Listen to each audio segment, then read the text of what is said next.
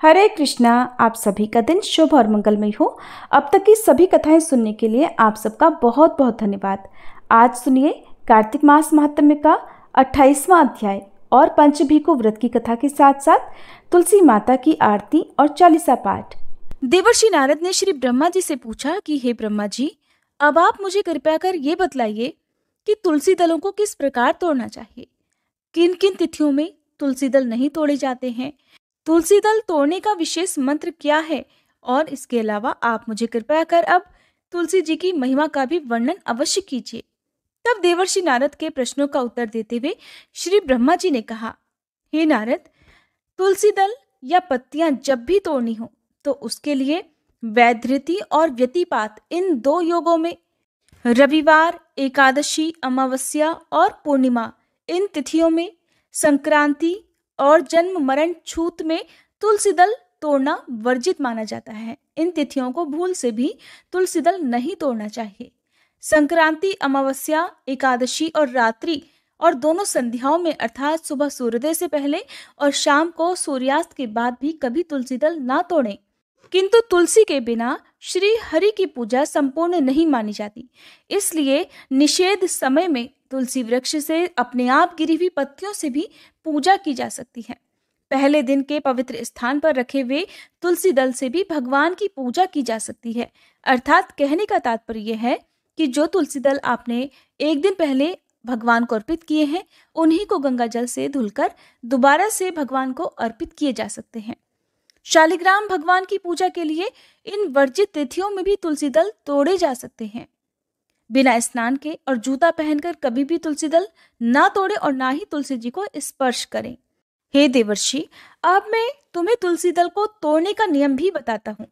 तुलसी का एक एक पत्ता ना तोड़कर पत्तियों के साथ अग्रभाग को तोड़ना चाहिए। तुलसी की मंजरी सभी फूलों से बढ़कर मानी जाती है। मंजरी तोड़ते समय उसमें पत्तियों का रहना भी आवश्यक होता है और इस प्रकार मंत्र पढ़कर पूज्य भाव से पौधे को बहुत ज्यादा हिलाए डुलाए बिना तुलसी के अग्रभाग को तोड़ना चाहिए। इससे पूजा का फल लाख गुना बढ़ जाता है। ये मंत्र है, मातस तुलसी गोविंद हृदयानंद कारिणी नारायणस्य पूजार्थम चिनोमि त्वाम नमोस्तुते। देवर्षि, तुलसी दल तोड़ने के अन्य मंत्र इस प्रकार हैं। ओम सुभद्राय नमः, ओम सुप्रभाय नमः। तुलसी दल तोड़ते समय श्रद्धा पूर्वक सबसे पहले तुलसी जी को प्रणाम करके फिर इन मंत्रों का जाप करते हुए ही तुलसी दल तोड़ना चाहिए। सभी को अपने घर में, अपने आंगन में तुलसी जी का पौधा अवश्य ही लगाना चाहिए। जहां पर नित्य नियम से तुलसी की पूजा होती है, उस घर में साक्षात लक्ष्मी जी का वास भी होता है। स्वयं भगवान नारायण तुलसी जी को अपने मस्तक पर धारण करते हैं, क्योंकि यह मोक्ष कारक तो है ही, भगवान की भक्ति भी प्रदान करती है। भगवान की उपासना, पूजा और भोग में तुलसी दलों का होना अनिवार्य माना गया है। हे देवर्षि, कहने का तात्पर्य यह है कि जो भी मनुष्य तुलसी अपने घर में लगाता है, जब तक उसकी शाखा, प्रशाखा, बीज, पुष्प और सुंदर दलों के साथ पृथ्वी पर बढ़ती रहती है, तब तक उनके वंश में जो जो जन्म लेते हैं वे 2-2 हजार कल्पों तक श्री हरि के धाम में निवास करते हैं। संपूर्ण पत्रों और पुष्पों को भगवान के चरणों में चढ़ाने से जो फल मिलता है, वो बस एकमात्र तुलसी दल के अर्पण से ही प्राप्त हो जाता है। 100 भार स्वर्ण और 400 भार रजत के दान का जो फल है, वही तुलसी वन के पालन से मनुष्य को बड़ी सुगमता से प्राप्त हो जाता है। जिसके घर में तुलसी का पौधा या बगीचा होता है, उसका वह घर साक्षात तीर्थ के समान होता है और वहां यमराज के दूत भी कभी नहीं जाते। हे नारद, अब मैं तुम्हें तुलसी की माला धारण करने के संबंध में कुछ महत्वपूर्ण बातें बताता हूँ। तुलसी की माला धारण करने के संबंध में शालिग्राम पुराण में कहा गया है कि भोजन करते समय तुलसी की माला का गले में होने से अनेक यज्ञों का पुण्य प्राप्त होता है। जो कोई तुलसी की माला धारण करके स्नान करता है, उसे गंगा स्नान करने जैसी सारी नदियों के स्नान का फल प्राप्त हो जाता है। तुलसी माला तुलसी जी के पौधे से निर्मित की जाती है। तुलसी परम पवित्र और आध्यात्मिक तथा औषधि गुणों से अपने आप में परिपूर्ण है। इस माला से भगवान विष्णु, श्री राम, श्री कृष्ण और गायत्री मंत्र का जप अत्यंत शुभदायी होता है। वैष्णव दीक्षा से दीक्षित साधु संत और गृहस्थी भक्तजन इसे कंठी के रूप में भी धारण करते हैं। तुलसी वन के नीचे किया गया पिंडदान पितरों के लिए अक्षय होता है, उन्हें मोक्ष प्रदान करता है। गले में तुलसी जी की माला धारण करने से जीवन शक्ति बढ़ती है, बहुत से रोगों से मुक्ति मिलती है। इस माला को धारण करने से शरीर स्वस्थ होता है, शरीर निर्मल, रोग मुक्त और सात्विक बनता है। तुलसी शरीर की विद्युत संरचना को सीधे सीधे प्रभावित करती है। इसको धारण करने से शरीर में विद्युत शक्ति का प्रवाह बढ़ता है और जीव कोशों द्वारा धारण करने के सामर्थ्य में वृद्धि होती है। गले में माला पहनने से बिजली की लहरें निकलकर रक्त संचार में रुकावट नहीं आने देती। प्रबल विद्युत शक्ति के कारण धारक के चारों ओर चुंबकीय मंडल विद्यमान रहता है। तुलसी की माला गले में धारण करने से आवाज सुरीली होती है, गले के रोग नहीं होते। और हृदय पर झूलने वाली तुलसी माला फेफड़े और हृदय के रोगों से बचाती है। इसे धारण करने वाले के स्वभाव में सात्विकता का संचार होता है। तुलसी की माला धारक के व्यक्तित्व को आकर्षक बनाती है। अगर तुलसी की लकड़ी से बनी हुई मालाओं से अलंकृत होकर मनुष्य देवताओं और पुत्रों के पूजन आदि कार्य करे तो वह कोटि गुना फल देने वाला होता है। जो मनुष्य तुलसी की लकड़ी से बनी हुई माला भगवान विष्णु को अर्पित करके पुनः प्रसाद रूप से उसे भक्ति पूर्वक धारण करता है, उसके सभी पाप नष्ट हो जाते हैं। तुलसी जी के दर्शन करने पर सारे पाप समुदाय अपने आप ही भस्म हो जाते हैं। स्पर्श करने पर यह शरीर को पवित्र बनाती है, प्रणाम करने पर रोगों का निवारण करती है और जल से सींचने पर यमराज को भी भय पहुंचाती है। तुलसी लगाने पर यह भगवान के समीप ले जाती है और भगवत चरणों में चढ़ाने पर मोक्ष रूपी फल प्रदान करती है। देवर्षि नारद को तुलसी जी की महिमा का वर्णन करके श्री ब्रह्मा जी कुछ क्षणों के लिए मौन हो गए। आज का अध्याय समाप्त हुआ। अब सुनिए भगवान कृष्ण की भक्ति की कहानी। एक बार समुद्र किनारे एक गांव में कृष्णाबाई नाम की एक बूढ़ी माई रहती थी। वह भगवान कृष्ण की परम भक्त थी, एक झोपड़ी में रहा करती थी। कृष्णाबाई का वास्तविक नाम तो सुखिया था, पर कान्हा जी की भक्ति के कारण गांव के लोगों ने उनका नाम ही कृष्णाबाई रख दिया। गांव में घर घर जाकर झाड़ू पोछा करना, बर्तन साफ करना और खाना बनाना ही उनका काम था। कृष्णाबाई रोज फूलों की माला बनाकर किसी प्रकार समय निकालकर दोनों समय ही श्री कृष्ण जी को पहनाया करती और फिर समय मिलने पर घंटों घंटों कान्हा जी से बात किया करती थी। गांव के लोग जब बुढ़िया को इस तरह से अकेले अकेले बातें करते देखते तो यही सोचते कि बुढ़िया तो पागल है। एक रात श्री कृष्ण ने अपनी भक्त कृष्णाबाई से ये कहा कि कल बहुत बड़ा भूचाल आने वाला है, तुम ये गांव छोड़कर इस गांव से कहीं दूर चली जाओ। अब क्या था, मालिक का आदेश था, प्रभु का आदेश था, मानना तो था ही। कृष्णाबाई ने झट से अपना सारा सामान इकट्ठा करना शुरू कर दिया और गांव वालों को भी बता दिया कि कल मेरे सपने में कान्हा जी आए थे और कह रहे थे कि कल बहुत बड़ी प्रलय आने वाली है, इस गांव को छोड़कर पास के ही गांव में चली जा। अब जब लोगों ने सुना तो उन्होंने ये तो देखा कि वो अकेली अकेली बातें करती है, तो सोचा कि शायद बुढ़िया पागल हो गई है। तो अब वो लोग भला कहाँ उस बूढ़ी माई की बात मानने वाले थे, वो तो उसे पागल ही समझते थे।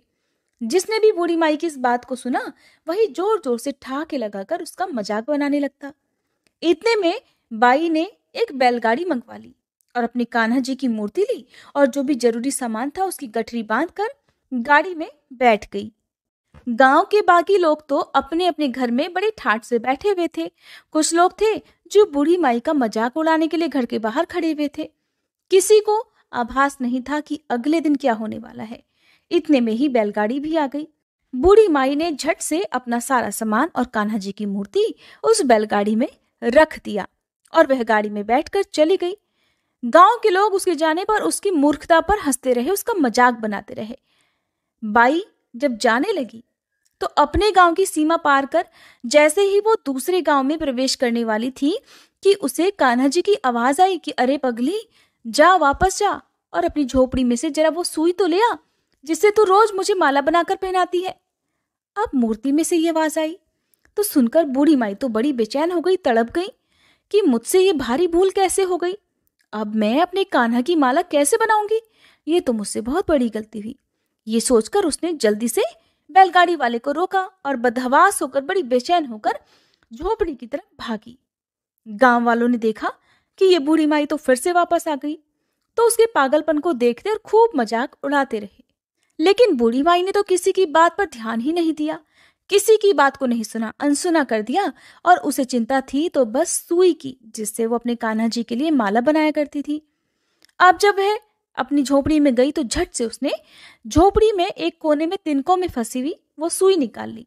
सुई लेकर वह बूढ़ी माई जिस तरह से पागलों की तरह से नंगे पांव ही दौड़ती आई थी, उसी तरह नंगे पांव भागकर गाड़ी वाले के पास पहुंच गई। जब गाड़ी वाले के पास दौड़ती हाँफती पहुंची तो गाड़ी वाला कहने लगा, माई तू इतनी परेशान क्यों है? अरे कुछ नहीं होगा। माई ने कहा, अच्छा अब चल और जल्दी से अपने गांव की सीमा को पार कर। तुझे तो कुछ नहीं पता कि कल क्या होने वाला है, और मेरे कान्हा जी ने मुझे सब कुछ बता दिया है। चल जल्दी कर। जब बूढ़ी माई ने गाड़ी वाले से कहा तो गाड़ी वाले ने तुरंत ही बूढ़ी माई का कहना माना और वह जल्दी जल्दी गाड़ी हाँक कर गांव से बाहर जाने लगा। जैसे ही गांव की सीमा उन्होंने पार की, पीछे मुड़कर देखा तो क्या देखा कि पूरा गांव ही समुंदर में समा गया। सब कुछ जलमग्न हो गया था। पीछे छूटे गांव में ऐसी प्रलय आई थी कि चारों ओर जिधर भी देखो पानी ही पानी नजर आता था, कहीं पर जमीन दिखाई ही नहीं देती थी। वो गाड़ी वाला भी कान्हा जी का बड़ा पक्का भक्त था। किसी तरह भगवान ने उसकी भी रक्षा करने में तनिक देर नहीं लगाई। तभी तो बूढ़ी माई का सहारा उसको कर दिया और अपने दोनों भक्तों की जान बचा ली। तो इस तरह से जब प्रभु अपने भक्तों की एकमात्र सुई तक कितनी चिंता करते हैं, तो वो अपने भक्तों की रक्षा करने के लिए भला कितने चिंतित होते होंगे। जब तक उस भक्त की एक सुई उस गांव में थी, पूरा गांव बचा हुआ था। जैसे ही बूढ़ी माई ने उस गांव से अपनी सुई निकाली और वापस उस गांव से बाहर आई, तब तक पूरा गांव डूब चुका था। तो इसे कहते हैं सच्ची भक्ति की भगवान अपने भक्तों को कोई भी कष्ट आने से पहले संकेत जरूर दे देते हैं, और फिर भगवान के जो भक्त सच्चे हैं वो उनकी बातों पर और उन संकेतों पर विश्वास भी करते हैं। ये बात अलग है कि जो लोग भगवान पर विश्वास ही नहीं करते, उन्हें चाहे कितने भी संकेत मिल जाए, वो अनहोनी का ही इंतजार किया करते हैं। और जब सब कुछ बर्बाद हो जाता है, जब सब कुछ खत्म हो जाता है, तब लोगों को एहसास होता है कि इस आने वाले खतरे का आभास तो उन्हें बहुत पहले हो गया था, लेकिन फिर भी उन्होंने सावधानी क्यों नहीं रखी। तो जो हमें आभास होता है, यही वो संकेत हैं जो हमारे प्रभु हमें देते हैं। अब सुनिए पंच भीखू व्रत की कथा। एक बार किसी गांव में एक साहूकार था और उसके एक बेटा और बहू भी थे। बहू कार्तिक माह में रोज सवेरे उठकर गंगा स्नान के लिए जाती थी। सुबह जल्दी जाते समय वह किसी भी पराये पुरुष का मुंह नहीं देखती थी। एक राजा का बेटा भी सुबह सवेरे गंगा स्नान के लिए जाता था और वह हैरान होता कि मैं इतनी जल्दी उठता हूँ स्नान के लिए, लेकिन कोई है जो मुझसे भी जल्दी उठकर स्नान कर लेता है। कार्तिक माह के 5 दिन बचे थे कि एक दिन साहूकार की बहू तो स्नान करके वापस जा रही थी और उसी समय राजा का बेटा स्नान करने के लिए नदी के किनारे आ रहा था। आवाज़ सुनकर बहू जल्दी जल्दी जाने लगी, लेकिन जल्दबाजी में उसकी माला मोजड़ी छूट गई। राजा के बेटे ने बहू की माला मोजड़ी उठा ली और सोचने लगा कि जिस स्त्री की ये माला मोजड़ी इतनी सुंदर है, वह स्त्री खुद कितनी सुंदर होगी। उसने पूरे गांव में घोषणा करवा दी कि जिसकी ये माला मोजड़ी है वह 5 रात मेरे पास आएगी। जल्दी ही राजकुमार को पता चल गया कि ये तो साहूकार की बहू की माला मोजड़ी है। जब बहू को ये बात पता चली तो साहूकार के बेटे की बहू ने कहलवा दिया कि मैं 5 रात आऊँगी, लेकिन किसी को साख भरने बिठा देना। राजा के बेटे ने एक तोते को पिंजरे में बंद करके गंगा किनारे पेड़ पर टांग दिया। बहू सुबह के समय आई, पहली पैड़ी पर पैर रखा और बोली, हे कार्तिक के ठाकुर राई दामोदर, 5 पांडु, 6 नारायण, भीखम राजा, उस पापी को नींद आ जाए। राजा के बेटे को नींद आ गई। बहू नहा धोकर चलने लगी तो तोते से जाते जाते बोली, सुआ सुआ तेरे गल डालूंगी हीरा, मेरी साख भरियो मेरे वीरा। सुआ बोला, कोई वीर भी साख भरता है क्या? तो वह बोली, सुआ सुआ तेरे पग घालूंगी नेवर, साख भरियो मेरे देवर। सुआ ने कहा, ठीक है भाभी, मैं तेरी साख रखूंगा। वो तो कहकर चली गई। इधर राजा का बेटा हड़बड़ाकर उठा और सुआ से पूछा, सुआ सुआ वह आई थी क्या? कैसी दिखती थी? सुआ बोला, आभा की सी बिजली, होली की सी झल, केला की सी कामिनी, गुलाब का सा रंग। अगले दिन तो राजा के बेटे ने सोचा कि आज मैं अपनी उंगली में चीरा लगाकर बैठूंगा, इससे मुझे नींद नहीं आएगी। अगले दिन राजकुमार अंगुली चीरकर लेट गया। बहू फिर आई और भगवान से उसी तरह प्रार्थना करने लगी। राजकुमार को फिर से पहले की तरह नींद आ गई। बहू स्नान करके फिर से वापस चली गई। सुबह राजकुमार ने तोते से फिर पूछा। तोते ने वही सारी बातें दोहरा दी। अब की बार राजकुमार बोला कि मैं तो आज रात में आंखों में मिर्ची डालकर बैठूंगा, और रात में वह मिर्ची डालकर बैठ गया। बहू फिर आई और प्रार्थना की, जिससे राजकुमार को पहले की तरह नींद आ गई। राजकुमार ने अब फिर तोते से बहू के आने की बात पूछी तो उसने फिर से वही बातें दोहरा दी। राजकुमार अब की बार सोचने लगा कि आज मैं बिना बिस्तर के ही बैठूंगा, और रात को वह बिना बिस्तरे के बैठ गया। अगली सुबह जब वह स्नान करने आई तो बहू ने फिर से भगवान से प्रार्थना की और राजकुमार को फिर नींद आ गई। जब बहू स्नान कर जाने लगी तो आंखें बंद करके चली गई। राजकुमार जब उठा तो वह जा चुकी थी। राजकुमार फिर से सोच में पड़ गया और सोचने लगा कि आज मैं अंगीठी जलाकर बैठूंगा, जिससे नींद नहीं आएगी। फिर वह रात को अंगीठी जलाकर बैठ गया। साहूकार की बहू आई और वह भगवान से प्रार्थना करने लगी कि प्रभु, हे ठाकुर जी, आपने 4 रातें तो निकाल दी, अब ये रात और बची है, इस आखिरी रात को भी निकाल दो। ठाकुर जी ने उसकी बात रख ली और राजकुमार को नींद आ गई। जब बहू स्नान कर जाने लगी तो तोते से बोली कि सुबह सुबह इस पापी को कह देना कि 5 रातें पूरी हो चुकी हैं, अब वह मेरे मोतियों की माला मेरे घर भिजवा दे। अगली सुबह राजकुमार की आंख खुली तो उसने तोते से पूछा, क्या वह आई थी? तोते ने कहा, हाँ आई थी, और उसने अपनी माला मोजड़ी मंगवाई है। ये सुनकर राजकुमार सोचने लगा कि वह तो सच्ची थी, तभी तो भगवान ने भी उसका सत्य रखा। कुछ समय के बाद राजकुमार को कोढ़ हो गया। राजा ने ब्राह्मण को बुलाकर पूछा कि मेरे बेटे का शरीर क्यों जल रहा है। तब ब्राह्मण ने सारी बातें विस्तार से राजा को बताई कि इसने क्या किया था। ब्राह्मण ने कहा कि इसने पतिव्रता स्त्री पर बुरी नजर डाली थी, इसलिए यह इस रोग से पीड़ित हुआ है।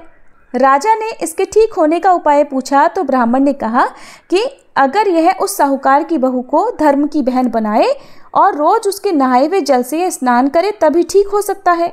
राजा साहूकार की बहू की माला लेकर साहूकार के घर गया और बोला कि ये माला आपके पुत्र वधू की है, इसे रख लीजिए और आपकी बहू के नहाए हुए जल से मेरे बेटे को नहला दीजिए। साहूकार बोला कि मेरी बहू तो किसी पराये पुरुष का मुंह तक नहीं देखती, आप उसे इस नाली पर बिठा दीजिए। जब वह ऊपर नहाएगी तब नीचे इस नाली के पानी से आपका पुत्र नहा लेगा। राजकुमार ने ऐसा ही किया। कुछ समय बाद उसका शरीर चंदन सा हो गया। हे पंच भिखु देवता, जैसे आपने साहूकार की पुत्र वधू का सत रखा, वैसे ही सभी का रखना। पूनो नहाई, पड़वा नहाई, 5 रतन, पंच तीरथ, पंच भीखम नहाई। 1 टका मेरी गांठ में सुनियो रघुराई, आधे का लाई आंवला, आधे की राई। राई दामोदर सांवला, जिसने सृष्टि रचाई, राजा के घर उतरी पुत्री बनाई। राजा लाया ब्याह के, रानी बन आई। 4 चक्कर 4 मक्कर, 4 दिए की लौ। मैं तुझसे पूछूं श्री कृष्ण जी कब निस्तारा होए? जब आएगा कार्तिक का महीना तब निस्तारा होए। प्रेम से बोली पंच भिखु देवता की जय। जय जय तुलसी भगवती सत्यवती सुखदानी। नमो नमो हरिप्रेसी श्री वृंदा गुणखानी। श्री हरिशीष विरजनी देहु अमर वर अम्ब। जनहित हे वृंदावनी अब न करहु विलंब। धन्य धन्य श्री तुलसी माता, महिमा अगम सदा श्रुति गाता। हरि के प्राण हो से तुम प्यारी, हर ही हेतु कीन्हो तप भारी। जब प्रसन्न है दर्शन दीन हो, तब कर जोरी विनय उस कीन हो। हे भगवंत कंत मम होहु, दीन जानि जानि छाड़हु छोहु। सुनी लक्ष्मी तुलसी की बानी, दीन हो श्राप कध पर आनी। उस अयोग्य वर मांगन हारी, हो बिटप तुम जड़ तनुधारी। सुनि तुलसी ही श्रव्यो तेहि ठामा, करहु वास तुहु नीचन धामा। दियो वचन हरि तब तत्काला, सुनहु सुमुखी जानी होहु बिहाला। समय पाई ब्योहरो पापी तोरा, पूजहि आस वचन सत मोरा। तब गोकुल मह गोप सुदामा, तासु भई तुलसी तू बामा। कृष्ण रास लीला के माही, राधे शक्यो प्रेम लखि नाही। दियो श्राप तुलसी तत्काला, नर लोक ही तुम जन्महु बाला। यो गोप वह दानव राजा, शंख चूर्ण नामक शिर ताजा। तुलसी भई तासु की नारी, परम सती गुण रूप अगारी। अस द्वै कल्प बीत जब गयहु, कल्प तृतीय जन्म तब भयहु। वृंदा नाम भयो तुलसी को, असुर जलंधर नाम पति को। कर अति द्वंद अतुल बल धामा, कीन्हा शंकर से संग्रामा। जब निज सैन्य सहित शिव हारे, मरहि न तब हर हर ही पुकारे। पतिव्रता वृंदाती नारी, को न सके पति ही संहारी। तब जलंधर ही भेष बनाई, वृंदा ढिग हरि पहुँचो जाई। शिव हित लहि करि कपट प्रसंगा, कियो सतीत्व धर्म तो ही भंगा। भयो जलंधर कर संहारा, सुनी उर शोक उपारा।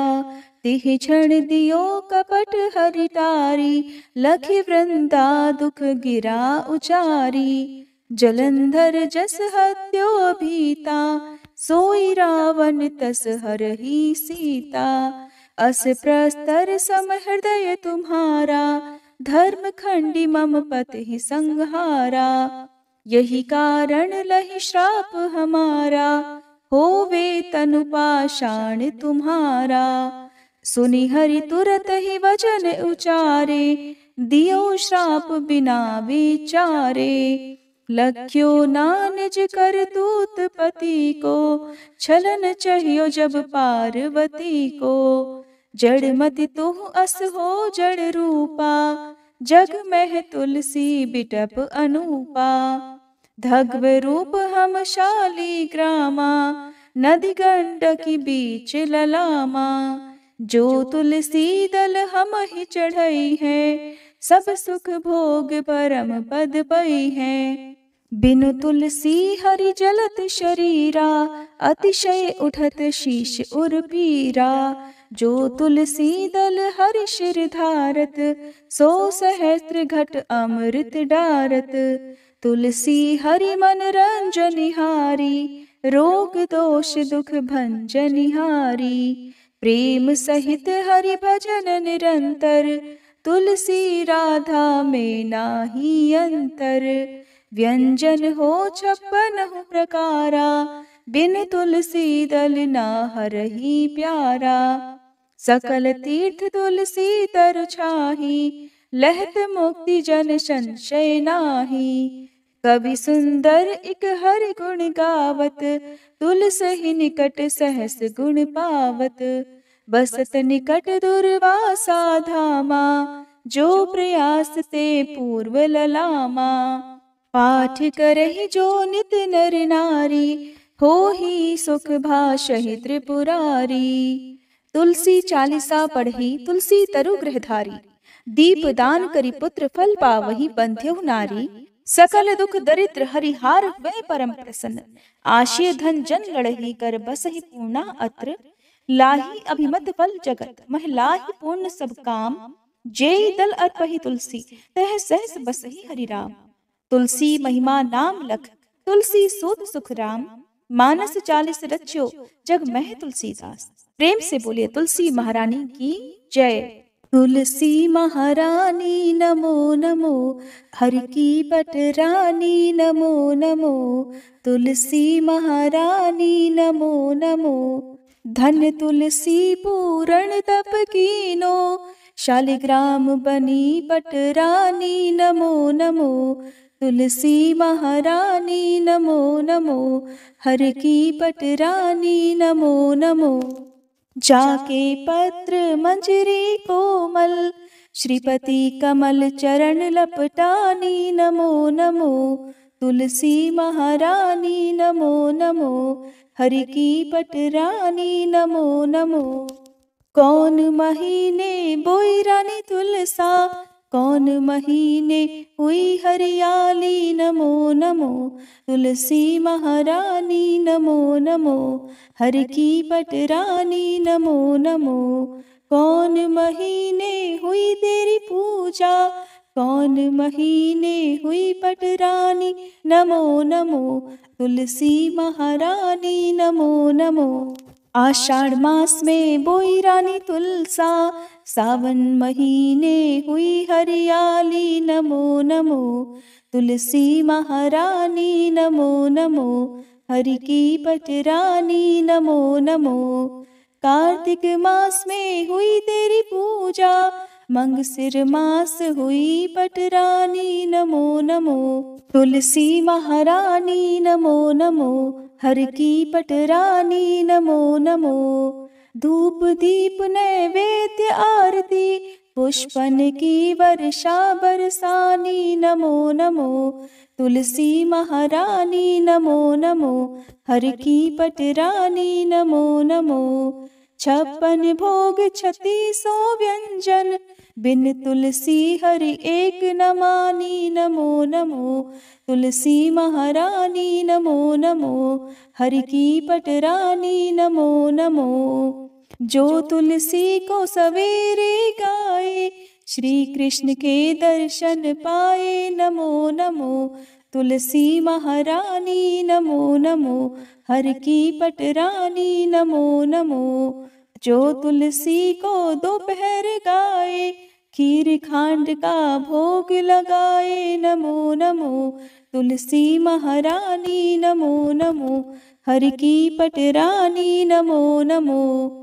जो तुलसी को सांझ को गाए, श्री कृष्ण की आरती उतारे नमो नमो, तुलसी महारानी नमो नमो, हर की पटरानी नमो नमो। जो तुलसी को रात को गाए, श्री कृष्ण के चरण दबाए नमो नमो, तुलसी महारानी नमो नमो, हर की पटरानी नमो नमो।